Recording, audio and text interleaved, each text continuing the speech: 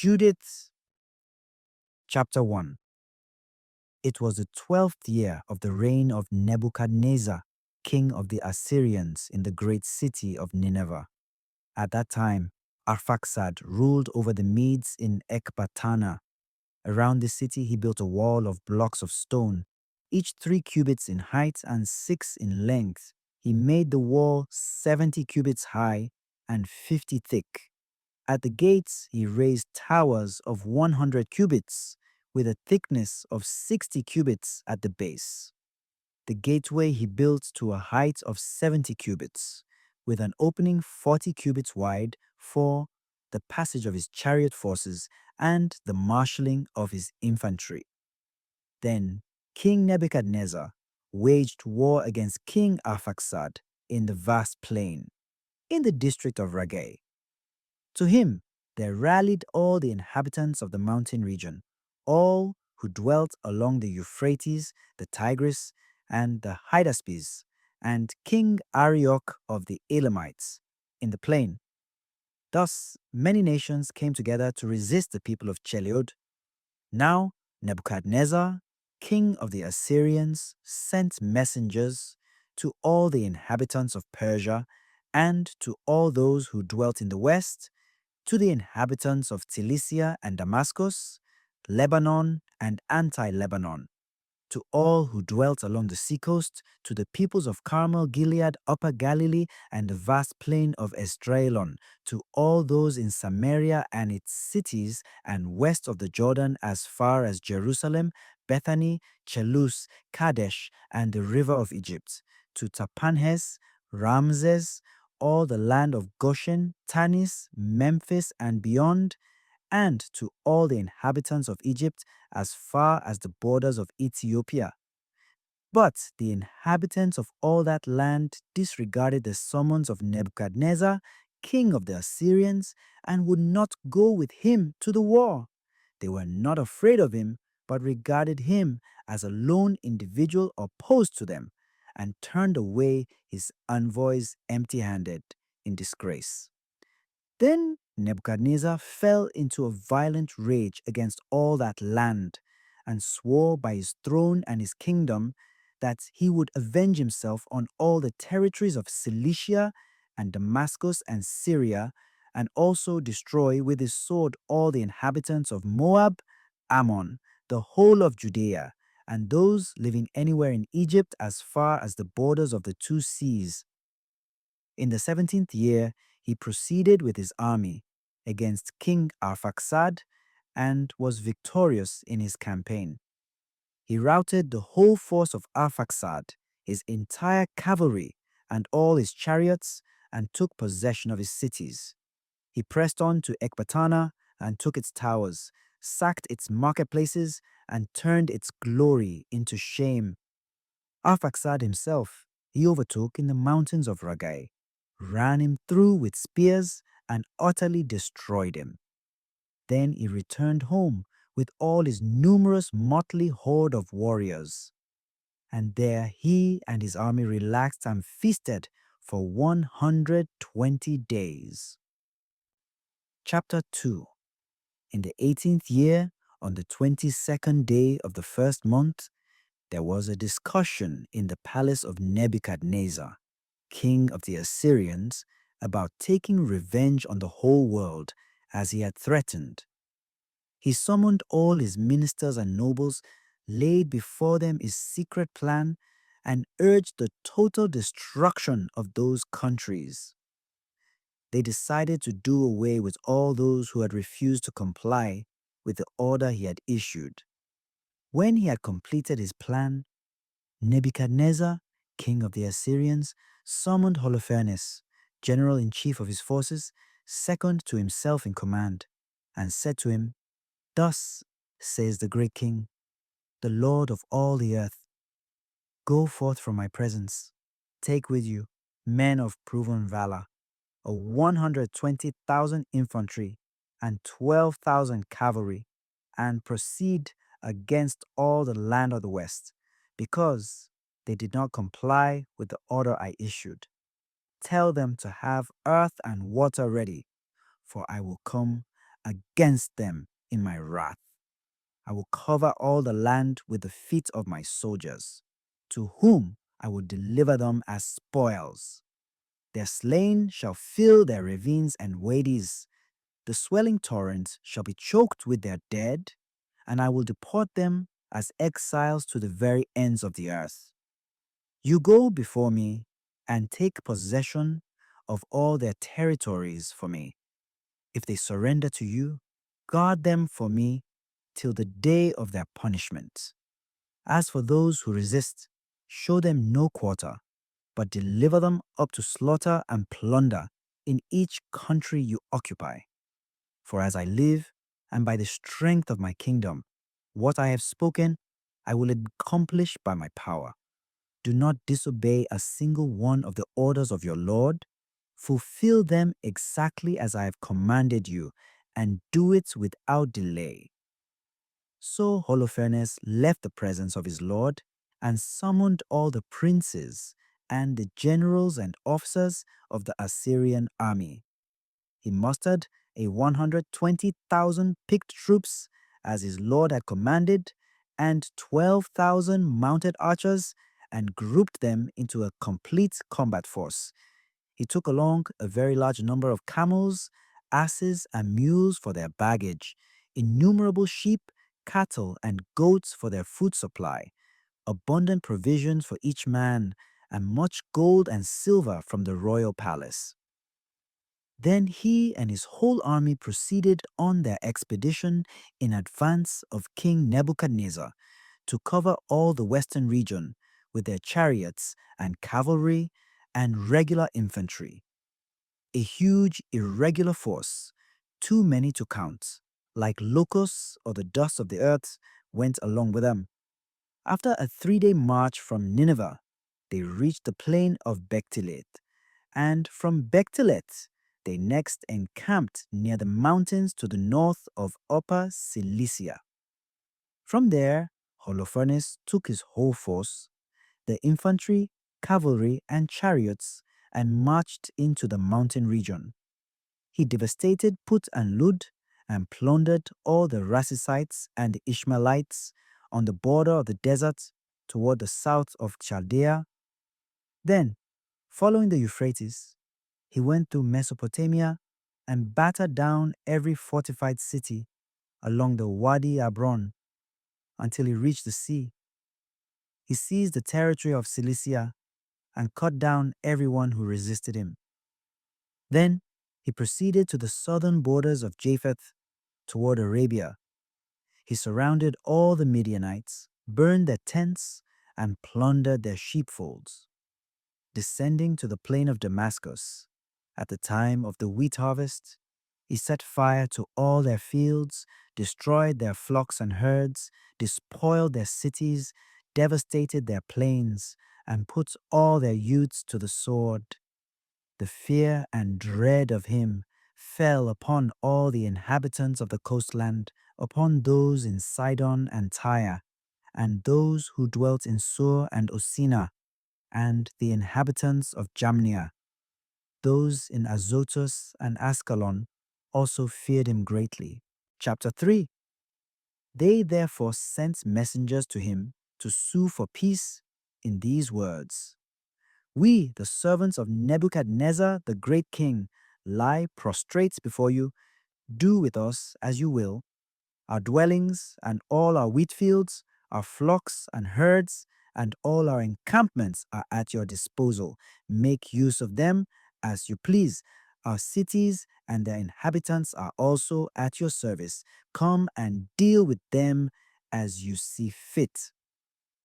After the spokesman had reached Holofernes and given him this message, he went down with his army to the seacoast and stationed garrisons in the fortified cities. From them, he impressed picked troops as auxiliaries. The people of these cities and all the inhabitants of the countryside received him with garlands and dancing to the sound of timbrels. Nevertheless, he devastated their whole territory and cut down their sacred groves, for he had been commissioned to destroy all the gods of the earth. so that every nation might worship Nebuchadnezzar alone, and every people and tribe invoke him as a god.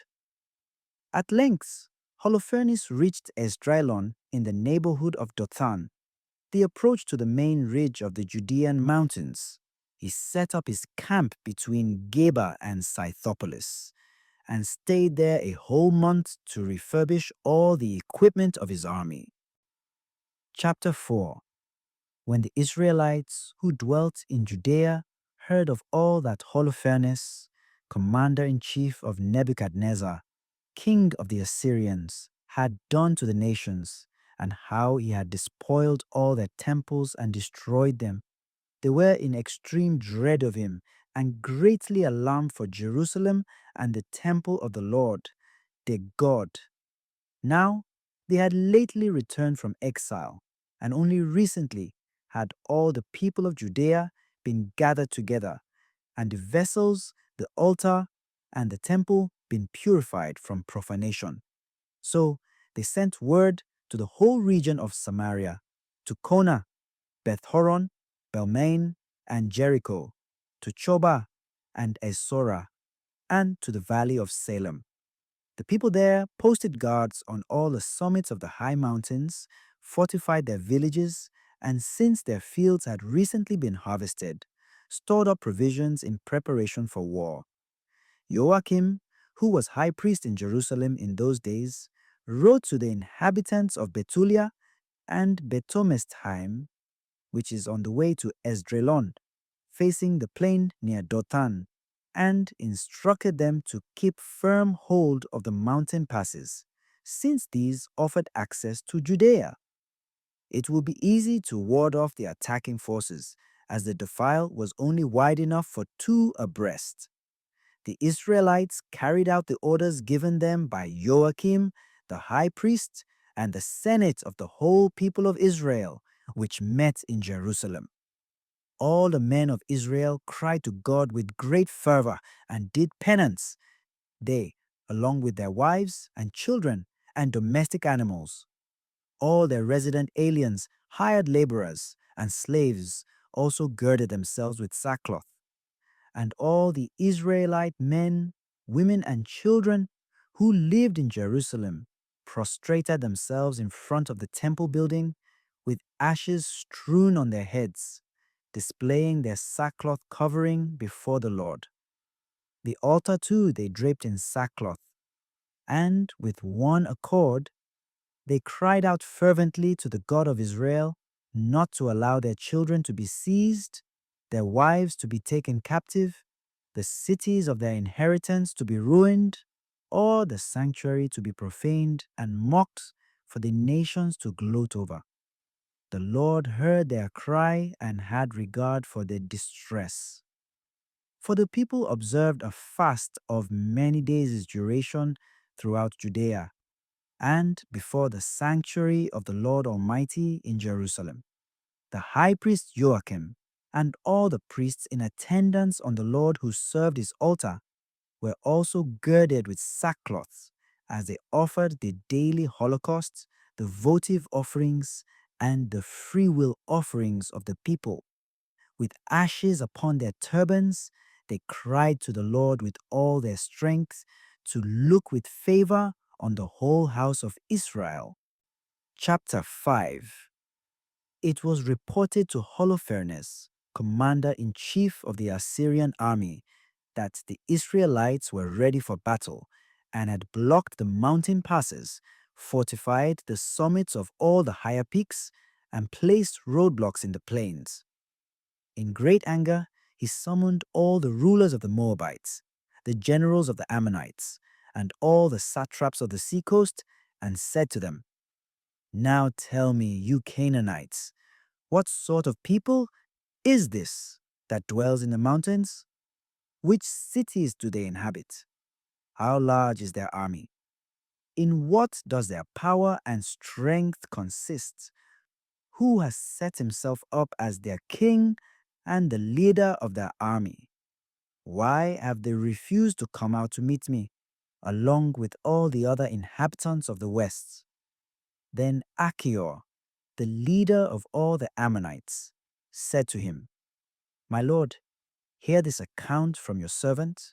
I will tell you the truth about this people that lives near you, that inhabits this mountain region. No lie shall escape your servant's lips. These people are descendants of the Chaldeans. They formerly dwelt in Mesopotamia, for they did not wish to follow the gods of their forefathers who were born in the land of the Chaldeans, since they abandoned the way of their ancestors and acknowledged with divine worship the God of heaven. Their forefathers expelled them from the presence of their gods. So they fled to Mesopotamia and dwelt there a long time. Their God bade them leave their abode and proceed to the land of Canaan. Here they settled and grew very rich in gold, silver, and a great abundance of livestock. Later, when famine had gripped the whole land of Canaan, they went down into Egypt. They stayed there as long as they found sustenance and grew into such a great multitude that the number of their race could not be counted.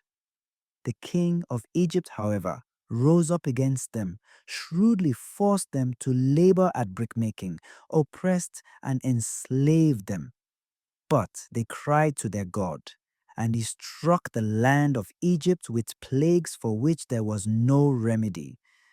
When the Egyptians expelled them, God dried up the Red Sea before them and led them along the route to Sinai and Kadesh Barnea. First they drove out all the inhabitants of the desert. Then they settled in the land of the Amorites, destroyed all the Heshbonites by main force, crossed the Jordan, and took possession of the whole mountain region. They expelled the Canaanites, the Perizzites, the Jebusites, the Shechemites, and all the Gergesites, and they lived in these mountains a long time. As long as the Israelites did not sin in the sight of their God, they prospered, for their God, who hates wickedness, was with them. But when they deviated from the way he prescribed for them, they were ground down steadily, more and more, by frequent wars, and finally taken as captives into foreign lands. The temple of their God was razed to the ground, and their cities were occupied by their enemies. But now that they have returned to their God, they have come back from the dispersion wherein they were scattered, and have repossessed Jerusalem, where their sanctuary is, and have settled again in the mountain region which was unoccupied. So now, my Lord and Master, if these people are at fault and are sinning against their God, and if we verify this offense of theirs, then we shall be able to go up and conquer them. But if they are not a guilty nation, then your lordship should keep his distance. Otherwise their Lord and God will shield them, and we shall become the laughing stock of the whole world.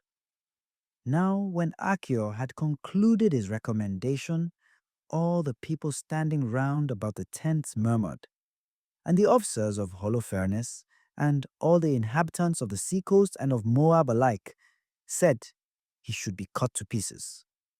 "We are not afraid of the Israelites," they said, "for they are a powerless people, incapable of a strong defense. Let us therefore attack them. Your great army, Lord Holofernes, will swallow them up." Chapter 6. When the noise of the crowd surrounding the council had subsided, Holofernes, commander-in-chief of the Assyrian army, said to Achior, in the presence of the whole throng of coastland peoples, of the Moabites, and of the Ammonite mercenaries, "Who are you, Achior, to prophesy among us, as you have done today, and to tell us not to fight against the Israelites because their God protects them? What God is there beside Nebuchadnezzar? He will send his force and destroy them from the face of the earth.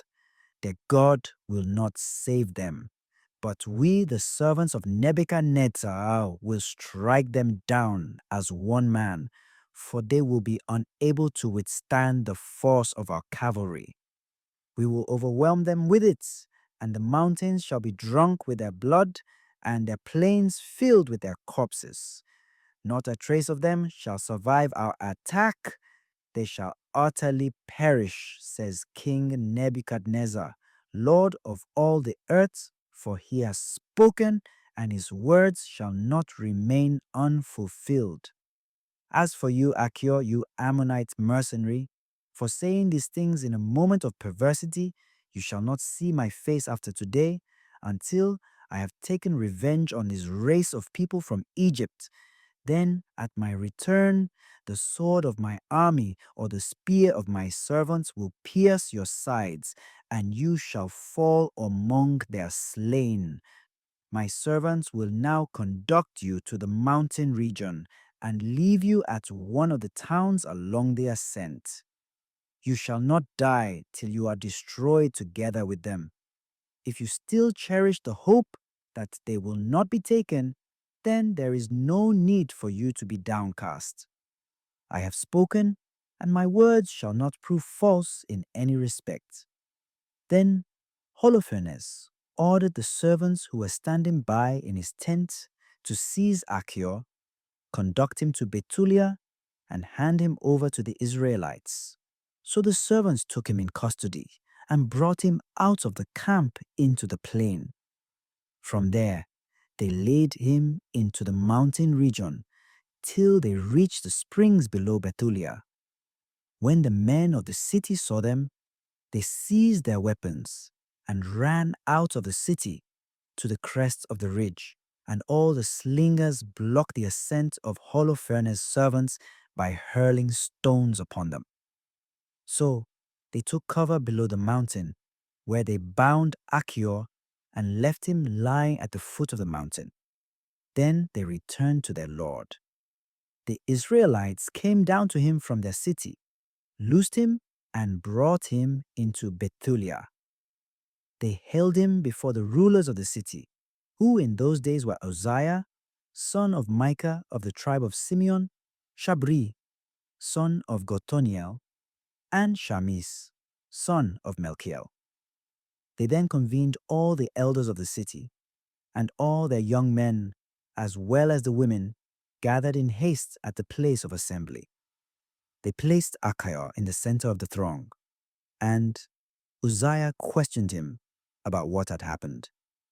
He replied by giving them an account of what was said in the council of Holofernes, and of all his own words among the Assyrian officers, and of all the boasting threats of Holofernes against the house of Israel.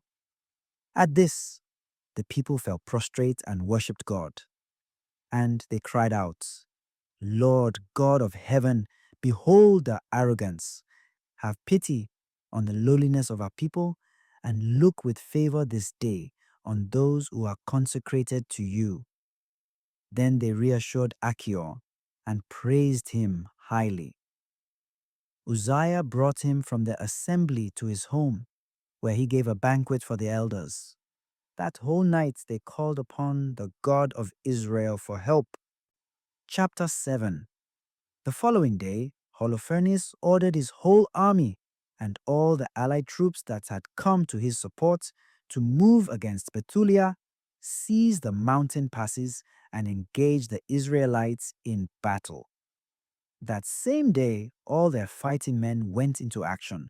Their forces numbered 170,000 infantry and 12,000 horsemen, not counting the baggage train or the men who accompanied it on foot, a very great army. They encamped at the spring in the valley near Bethulia and spread out in breadth toward Dothan, as far as Baalbaim, and in length from Bethulia to Kaiamon, which faces Esdraelon. When the Israelites saw how many there were, they said to one another in great dismay, Soon they will devour the whole country. Neither the high mountains nor the valleys and hills can support the mass of them. Yet they all seized their weapons, lighted fires on their bastions, and kept watch throughout the night. On the second day, Holofernes led out all his cavalry in the sight of the Israelites who were in Bethulia. He reconnoitered the approaches to their city and located their sources of water. These he seized, stationing armed detachments around them, while he himself returned to his troops. All the commanders of the Edomites and all the leaders of the Ammonites, together with the generals of the seacoast, came to Holofernes and said, "Sir, listen to what we have to say, that there may be no losses among your troops. These Israelites do not rely on their spears, but on the height of the mountains where they dwell. It is not easy to reach the summit of their mountains. Therefore, sir, do not attack them in regular formation. Thus, not a single one of your troops will fall. Stay in your camp and spare all your soldiers. Have some of your servants keep control of the source of water that flows out at the base of the mountain, for that is where the inhabitants of Bethulia get their water. Then thirst will begin to carry them off, and they will surrender their city. Meanwhile, we and our men will go up to the summits of the nearby mountains and encamp there to guard against anyone's leaving the city. They and their wives and children will languish with hunger, and even before the sword strikes them, they will be laid low in the streets of their city. Thus you will render them dire punishment for their rebellion and their refusal to meet you peacefully." Their words pleased Holofernes and all his ministers, and he ordered their proposal to be carried out. Thereupon, the Moabites moved camp, together with 5,000 Assyrians. They encamped in the valley and held the water supply and the springs of the Israelites. The Edomites and the Ammonites went up and encamped in the mountain region opposite Dothan. And they sent some of their men to the south and to the east opposite Egrebel, near Chusi, which is on Wadi Mokmor. The rest of the Assyrian army was encamped in the plain, covering the whole countryside. Their enormous store of tents and equipment was spread out in profusion everywhere. The Israelites cried to the Lord, their God, for they were disheartened, since all their enemies had them surrounded, and there was no way of slipping through their lines.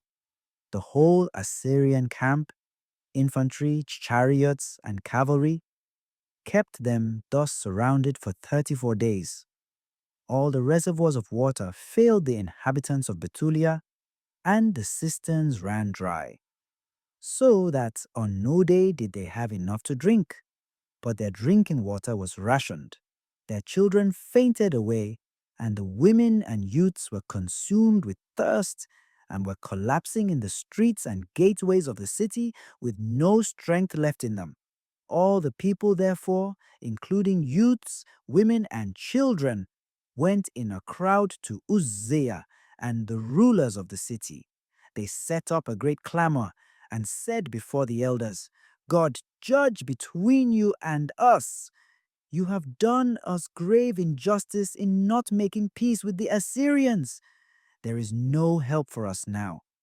Instead, God has sold us into their power by laying us prostrate before them in thirst and utter exhaustion.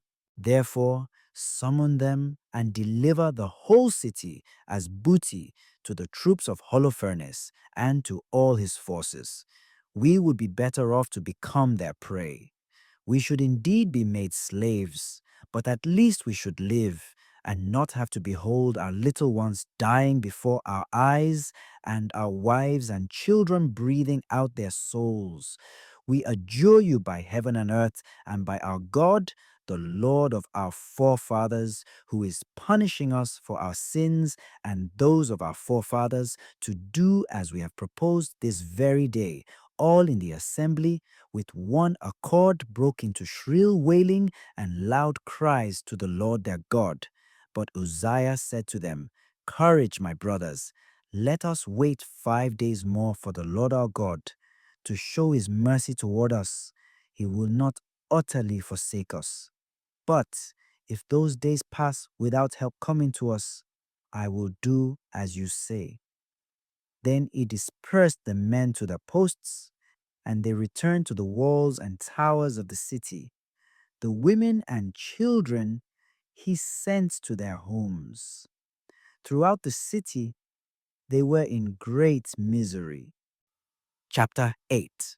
Now in those days, Judith, daughter of Merari, son of Joseph, son of Oziel, son of Elkiah, son of Ananias, son of Gideon, son of Raphaim, son of Ahitob, son of Elijah, son of Hilkiah, son of Eliab, son of Nathanael, son of Salamiel, son of Sarasadai, son of Simeon, son of Israel, heard of this.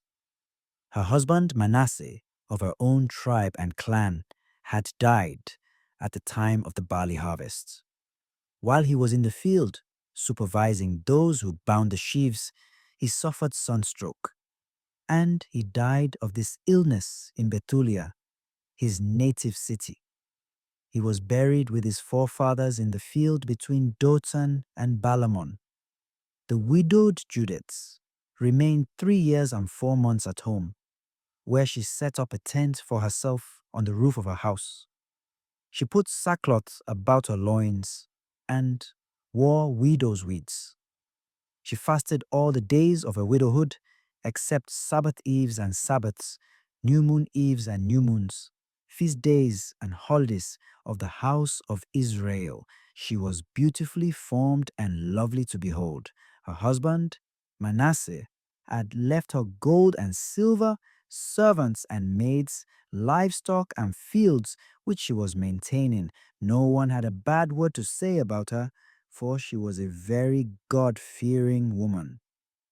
When Judith therefore heard of the harsh words which the people, discouraged by their lack of water, had spoken against their ruler, and of all that Uzziah had said to them in reply, swearing that he would hand over the city to the Assyrians at the end of 5 days, she sent the maid who was in charge of all her things to ask Uzziah, Shabri, and Shamis, the elders of the city, to visit her.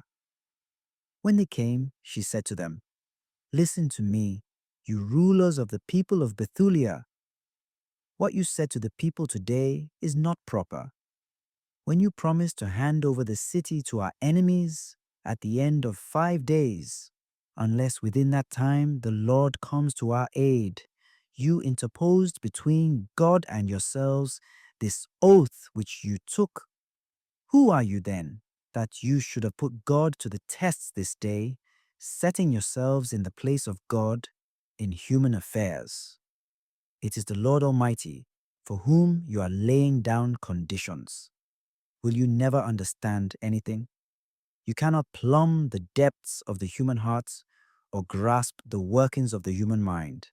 How then can you fathom God, who has made all these things, discern his mind and understand his plan?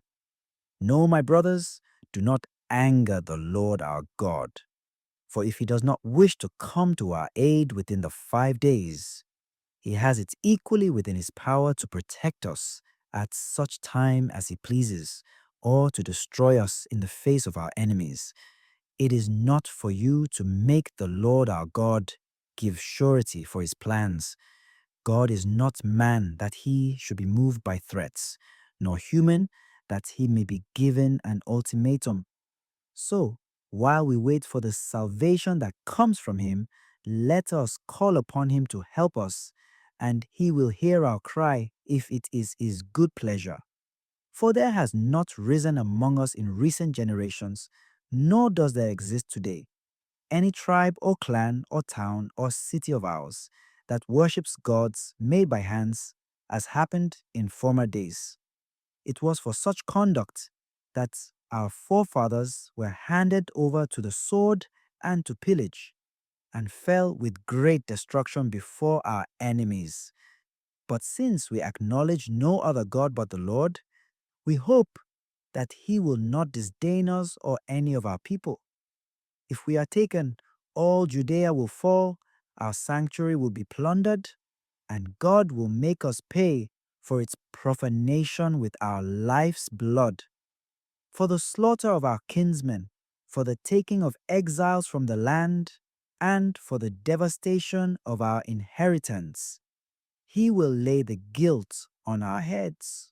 Wherever we shall be enslaved among the nations, we shall be a mockery and a reproach in the eyes of our masters. Our enslavement will not be turned to our benefit, but the Lord our God will maintain it to our disgrace.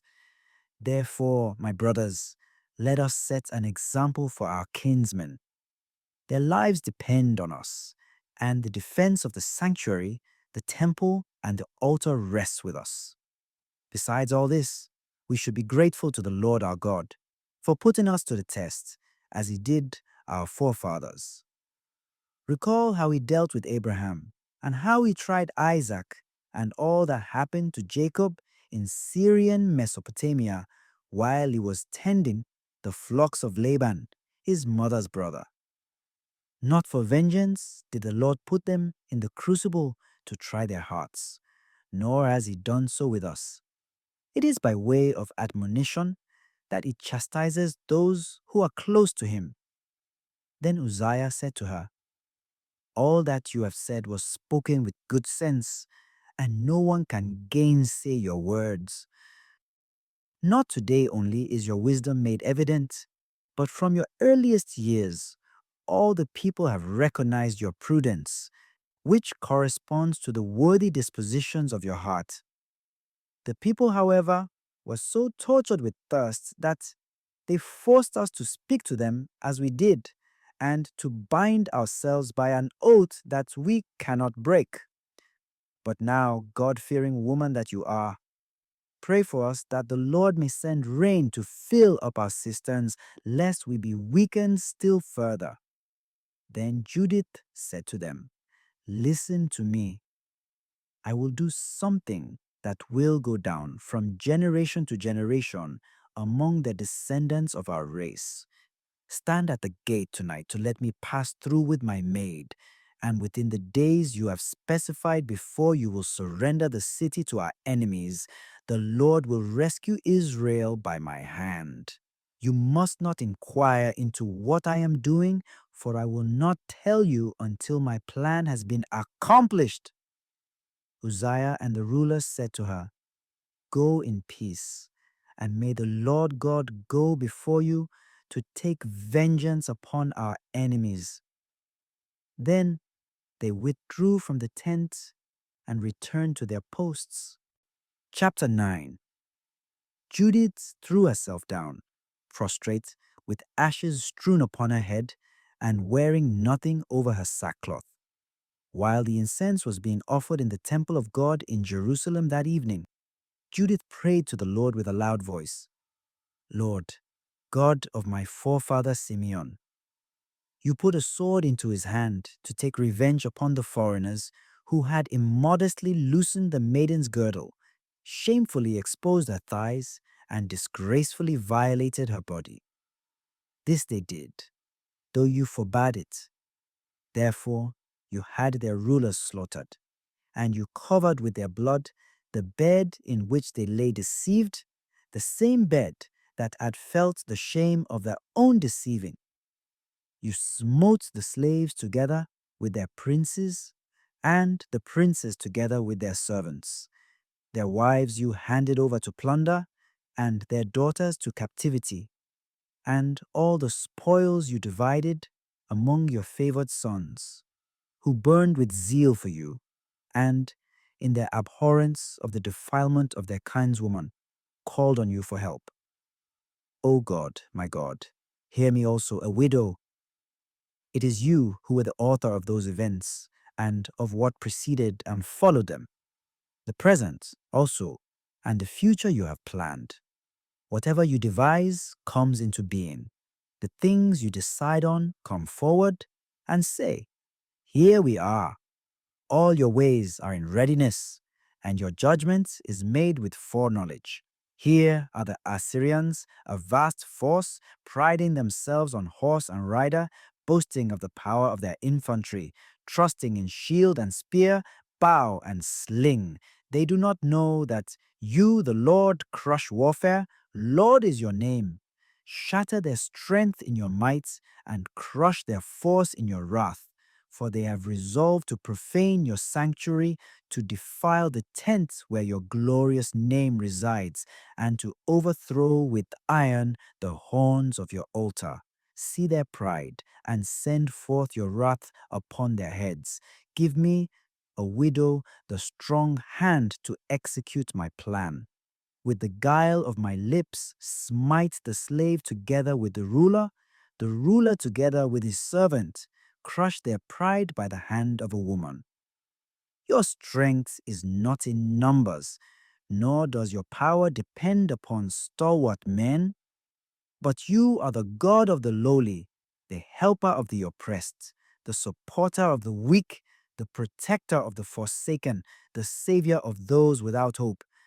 Please, please, God of my forefather, God of the heritage of Israel, Lord of heaven and earth, creator of the waters, King of all you have created, hear my prayer.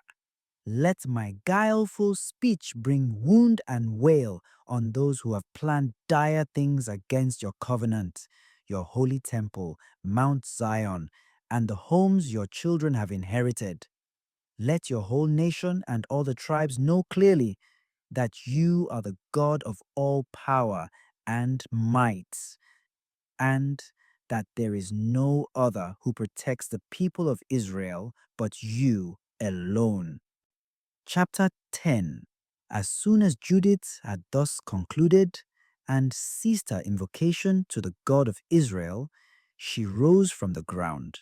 She called her maid, and they went down into the house, which she used only on Sabbaths and feast days. She took off the sackcloth she had on, laid aside the garments of her widowhood, washed her body with water, and anointed it with rich ointment. She arranged her hair and bound it with a fillet and put on the festive attire she had worn while her husband Manasseh was living.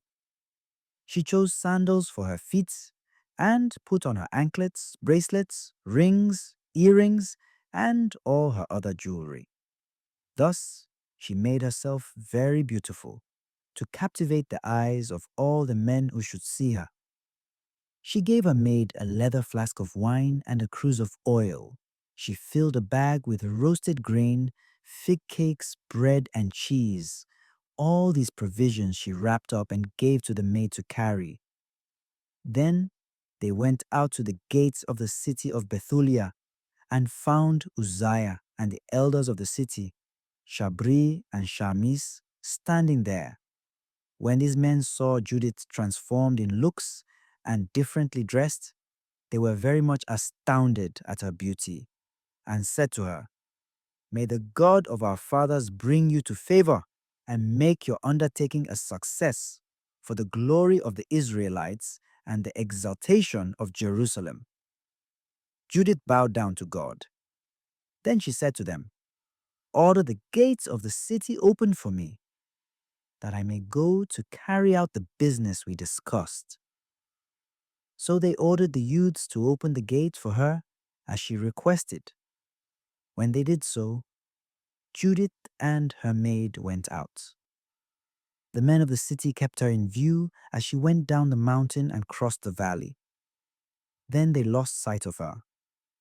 As Judith and her maid walked directly across the valley, they encountered the Assyrian outposts.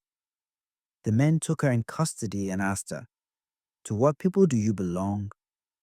Where do you come from, and where are you going?"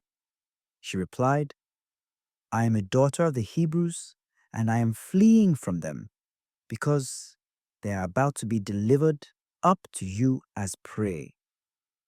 I have come to see Holofernes, the general-in-chief of your forces, to give him a trustworthy report. I will show him the route by which he can ascend and take possession of the whole mountain district without a single one of his men suffering injury or loss of life."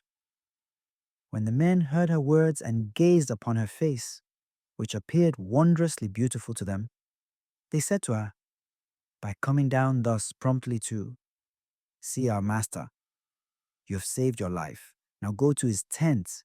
Some of our men will accompany you to present you to him.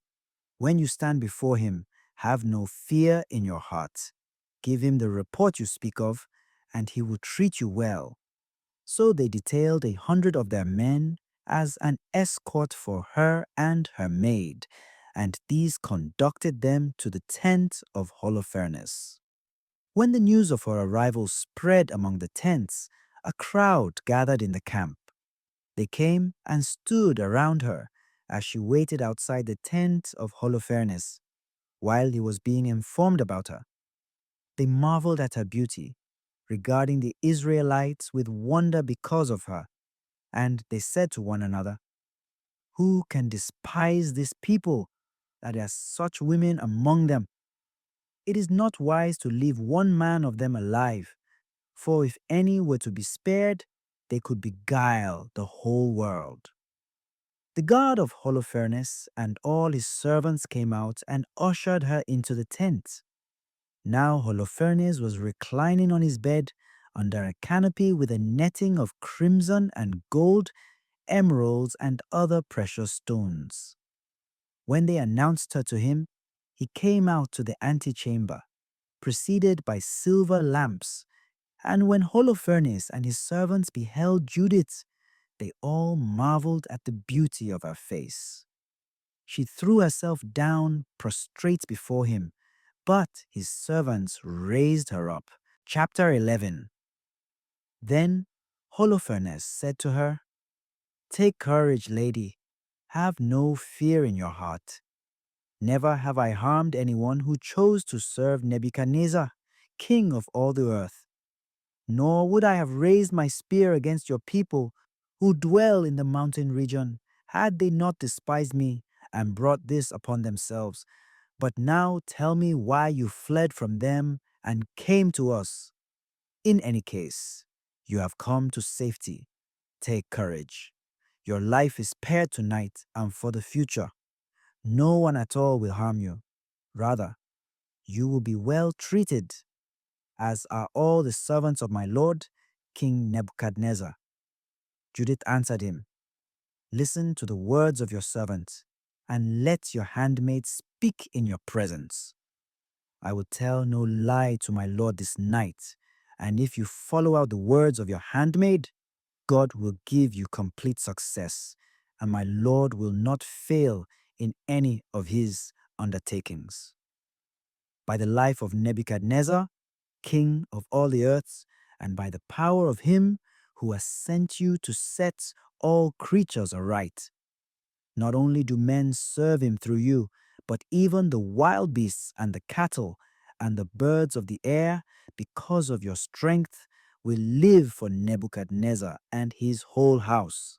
Indeed, we have heard of your wisdom and sagacity, and all the world is aware that throughout the kingdom you alone are competent, rich in experience, and distinguished in military strategy. As for Achaea's speech in your council, we have heard of it. When the men of Bethulia spared him, he told them all he had said to you. So then, my lord and master, do not disregard his word, but bear it in mind, for it is true. For our people are not punished, nor does the sword prevail against them, except when they sin against their God. But now their guilt has caught up with them, by which they bring the wrath of their God upon them whenever they do wrong, so that my Lord will not be repulsed and fail, but death will overtake them. Since their food gave out and all their water ran low, they decided to kill their animals and determined to consume all the things which God in his laws forbade them to eat. They decreed that they would use up the first fruits of grain and the tithes of wine and oil, which they had sanctified and reserved for the priests who minister in the presence of our God in Jerusalem, things which no layman should even touch with his hands. They have sent messengers to Jerusalem to bring back to them authorization from the council of the elders. For the inhabitants there have also done these things, on the very day when the response reaches them and they act upon it, they will be handed over to you for destruction. As soon as I, your handmaid, learned all this, I fled from them. God has sent me to perform with you such deeds that people throughout the world will be astonished on hearing of them. Your handmaid is indeed a God-fearing woman, serving the God of heaven night and day. Now I will remain with you, my lord. But each night your handmaid will go out to the ravine and pray to God. He will tell me when the Israelites have committed their crimes. Then I will come and let you know, so that you may go out with your whole force, and not one of them will be able to withstand you. I will lead you through Judea till you come to Jerusalem, and there I will set up your judgment seats. You will drive them like sheep that have no shepherd, and not even a dog will growl at you. This was told me and announced to me in advance, and I, in turn, have been sent to tell you. Her words pleased Holofernes and all his servants. They marveled at her wisdom and exclaimed, "No other woman from one end of the world to the other looks so beautiful and speaks so wisely." Then Holofernes said to her, "God has done well in sending you ahead of your people to bring victory to our arms and destruction to those who have despised my lord. You are fair to behold, and your words are well spoken. If you do as you have said, your God will be my God. You shall dwell in the palace of King Nebuchadnezzar, and shall be renowned throughout the earth." Chapter 12. Then he ordered them to lead her into the room where his silverware was kept, and bade them set a table for her with his own delicacies to eat and his own wine to drink. But Judith said, "I will not partake of them, lest it be an occasion of sin, but I shall be amply supplied from the things I brought with me." Holofernes asked her, "But if your provisions give out, where shall we get more of the same to provide for you? None of your people are with us." Judith answered him, "As surely as you, my lord, live, your handmaid will not use up her supplies till the Lord accomplishes by my hand what he has determined." Then the servants of Holofernes led her into the tent, where she slept till midnight. In the night watch, just before dawn, she rose and sent this message to Holofernes: "Give orders, my lord, to let your handmaid go out for prayer." So Holofernes ordered his bodyguard not to hinder her. Thus she stayed in the camp 3 days. Each night she went out to the ravine of Bethulia, where she washed herself at the spring of the camp. After bathing, she besought the Lord, the God of Israel, to direct her way for the triumph of his people. Then she returned purified to the tent and remained there until her food was brought to her toward evening. On the fourth day, Holofernes gave a banquet for his servants alone, to which he did not invite any of the officers. And he said to Bagoas, the eunuch in charge of his household, "Go and persuade this Hebrew woman in your care to come and to eat and drink with us. It would be a disgrace for us to have such a woman with us without enjoying her company. If we do not entice her, she will laugh us to scorn."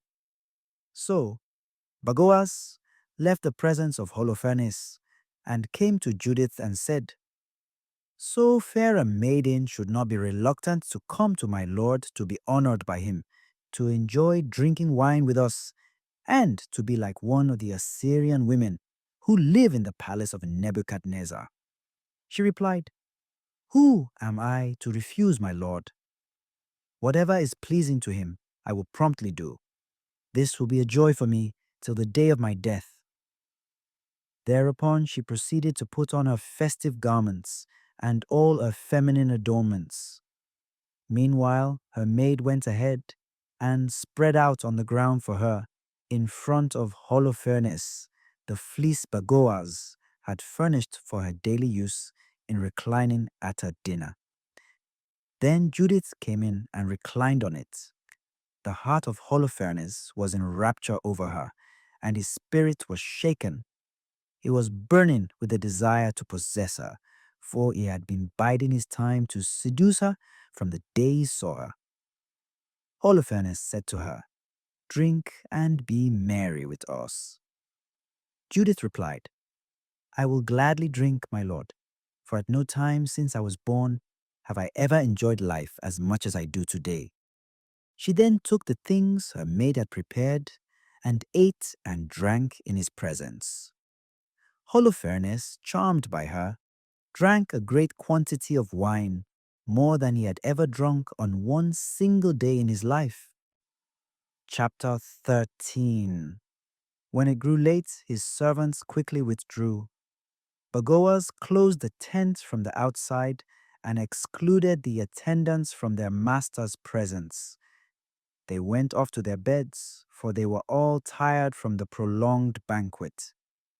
Judith was left alone in the tent with Holofernes, who lay prostrate on his bed, for he was sodden with wine.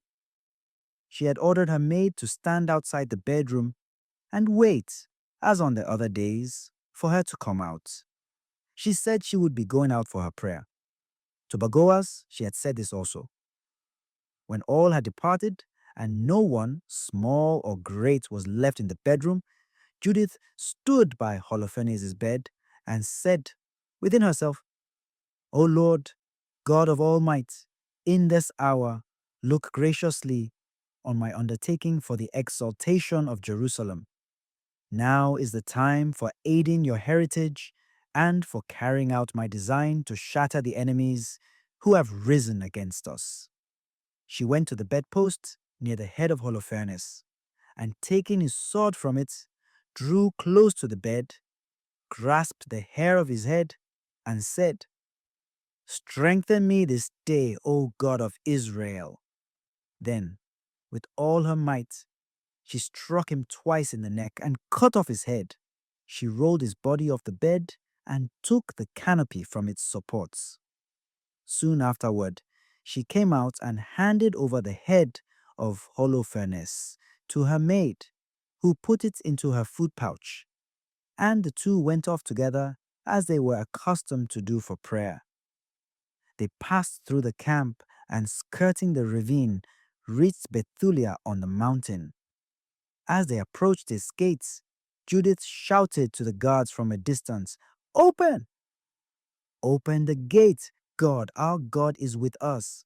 Once more, he has made manifest his strength in Israel and his power against our enemies. He has done it this very day. When the citizens heard her voice, they quickly descended to the city gates and summoned the city elders. All the people, from the least to the greatest, hurriedly assembled, for her return seemed unbelievable. They opened the gates and welcomed the two women. They made a fire for light. And when they gathered around the two, Judith urged them with a loud voice, Praise God, praise him. Praise God, who has not withdrawn his mercy from the house of Israel, but has shattered our enemies by my hand this very night.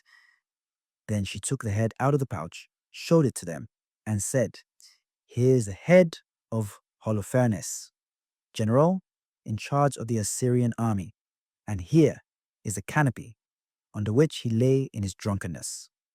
The Lord struck him down by the hand of a woman. As the Lord lives, who has protected me in the path I have followed, I swear that it was my face that seduced Holofernes to his ruin, and that he did not sin with me to my defilement or disgrace." All the people were greatly astonished. They bowed down and worshipped God, saying with one accord, "Blessed are you, our God, who today have brought to naught the enemies of your people." Then Uzziah said to her, "Blessed are you, daughter, by the Most High God, above all the women on earth, and blessed be the Lord God, the Creator of heaven and earth, who guided your blow at the head of the chief of our enemies. Your deed of hope will never be forgotten by those who tell of the might of God. May God make this redound to your everlasting honor, rewarding you with blessings, because you risked your life when your people were being oppressed, and you averted our disaster, walking uprightly before our God." And all the people answered, "Amen, Amen." Chapter 14. Then Judith said to them, "Listen to me, my brothers. Take this head and hang it on the parapet of your wall. At daybreak, when the sun rises on the earth, let each of you seize his weapons, and let all the able-bodied men rush out of the city under command of a captain, as if about to go down into the plain against the advance guard of the Assyrians. But without going down, they will seize their armor and hurry to their camp to awaken the generals of the Assyrian army. When they run to the tent of Holofernes and do not find him, panic will seize them, and they will flee before you. Then you and all the other inhabitants of the whole territory of Israel will pursue them and strike them down in their tracks. But before doing this, summon for me Achior the Ammonite, that he may see and recognize the one who despised the house of Israel and sent him here to meet his death." So they called Achior from the house of Uzziah.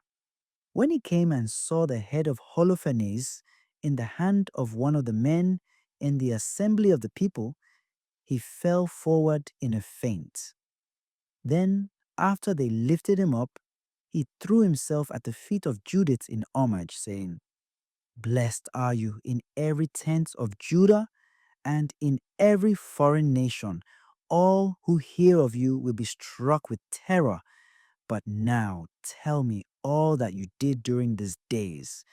So Judith told him, in the presence of the people, all that she had been doing from the day she left till the time she began speaking to them.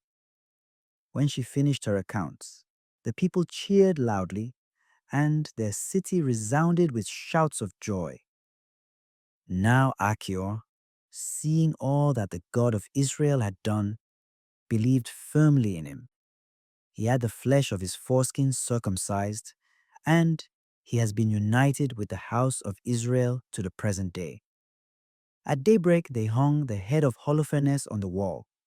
Then all the Israelite men took up their arms and went to the slopes of the mountain. When the Assyrians saw them, they notified their captains. These in turn went to the generals and division leaders and all their other commanders. They came to the tent of Holofernes and said to the one in charge of all his things, "Waken our master, for the slaves have dared come down to give us battle, to their utter destruction."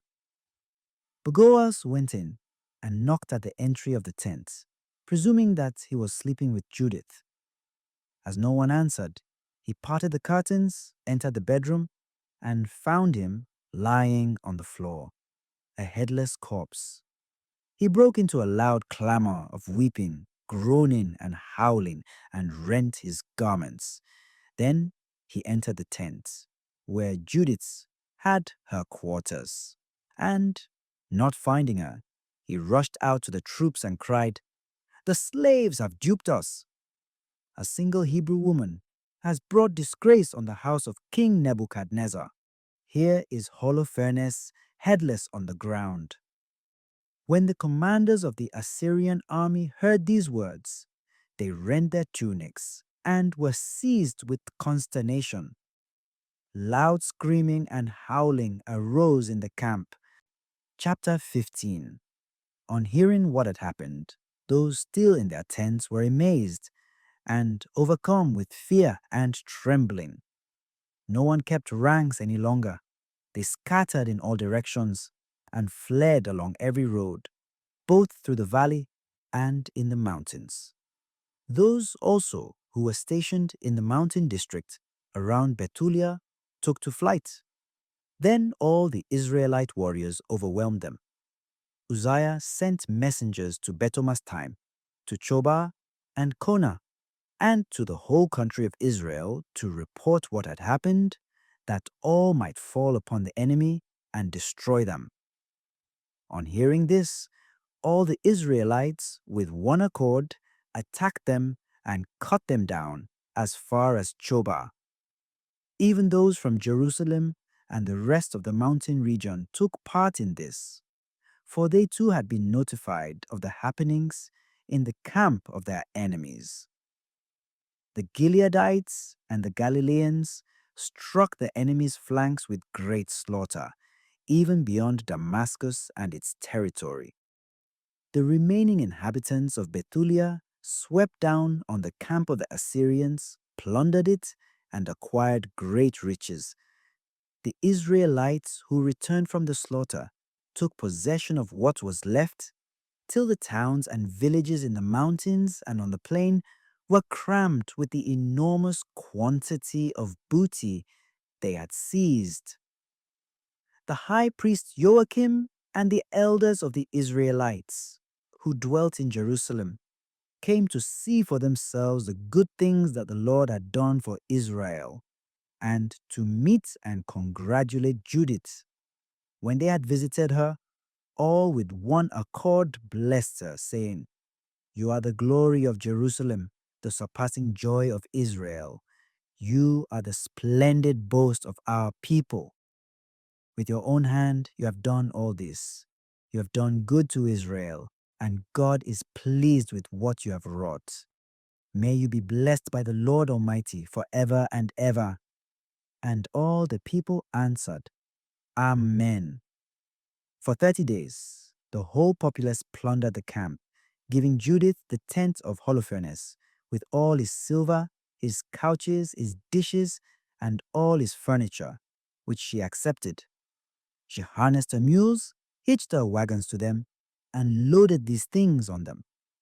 All the women of Israel gathered to see her, and they blessed her and performed a dance in her honor. She took branches in her hands and distributed them to the women around her. And she and the other women crowned themselves with garlands of olive leaves. At the head of all the people, she led the women in the dance, while the men of Israel followed in their armor, wearing garlands and singing hymns. Judith led all Israel in this song of thanksgiving, and the people swelled this hymn of praise. Chapter 16. Strike up the instruments, a song to my God with timbrels. Chant to the Lord with cymbals.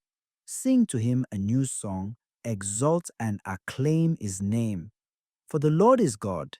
He crushes warfare and sets his encampment among his people. He snatched me from the hands of my persecutors. The Assyrian came from the mountains of the north. With the myriads of his forces he came. Their numbers blocked the torrents, their horses covered the hills. He threatened to burn my land, put my youths to the sword, dash my babes to the ground, make my children a prey, and seize my virgins as spoil. But the Lord Almighty thwarted them. By a woman's hand he confounded them. Not by youths was their mighty one struck down, nor did titans bring him low, nor huge giants attack him. But Judith, the daughter of Merari, by the beauty of her countenance disabled him. She took off her widow's garb to raise up the afflicted in Israel. She anointed her face with fragrant oil. With a fillet she fastened her tresses, and put on a linen robe to beguile him. Her sandals caught his eyes, and Her beauty captivated his mind. The sword cut through his neck. The Persians were dismayed at her daring. The Medes appalled at her boldness. When my lowly ones shouted, they were terrified. When my weaklings cried out, they trembled. At the sound of their war cry, they took to flight. Sons of slave girls pierced them through. The supposed sons of rebel mothers cut them down. They perished before the ranks of my Lord. A new hymn I will sing to my God. O Lord, great are you and glorious, wonderful in power and unsurpassable. Let your every creature serve you, for you spoke and they were made. You sent forth your spirit and they were created. No one can resist your word. The mountains to their bases and the seas are shaken. The rocks like wax melt before your glance. But to those who fear you, you are very merciful. Though the sweet odor of every sacrifice is a trifle, and the fat of all holocausts but little in your sight, one who fears the Lord is forever great. Woe to the nations that rise against my people. The Lord Almighty will requite them. In the day of judgment, he will punish them. He will send fire and worms into their flesh, and they shall burn and suffer forever. The people then went to Jerusalem to worship God. When they were purified, they offered their holocausts, freewill offerings, and gifts. Judith dedicated as a votive offering to God all the things of Holofernes that the people had given her, as well as the canopy that she herself had taken from his bedroom. For 3 months, the people continued their celebration in Jerusalem before the sanctuary, and Judith remained with them. When those days were over, each one returned to his inheritance. Judith went back to Bethulia and remained on her estate. For the rest of her life, she was renowned throughout the land.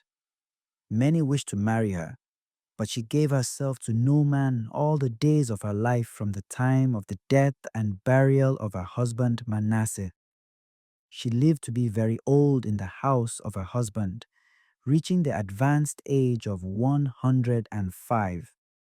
She died in Bethulia, where they buried her in the tomb of her husband Manasseh, and the house of Israel mourned her for 7 days. Before she died, she distributed her goods to the relatives of her husband Manasseh, and to her own relatives, and to the maid she gave her freedom. During the life of Judith, and for a long time after her death, no one again disturbed the Israelites.